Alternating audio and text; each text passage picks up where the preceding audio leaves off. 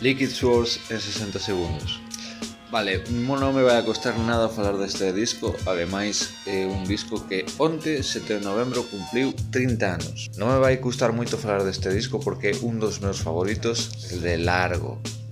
Este disco a min marcoume moitísimo tamén no meu estilo.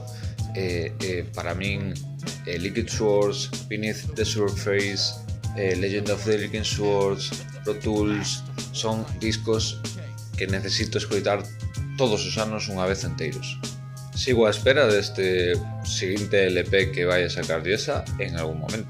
Por ir un pouco concreto deste disco, este disco está feito sobre todo con moito contido, é un disco super cerebral, producido por RZA, pero é un contido sobre todo de cabeza, de facer pensar. Sei que eso ao día de hoxe non é o que se leva no rap, pero é moi recomendado que o fagades.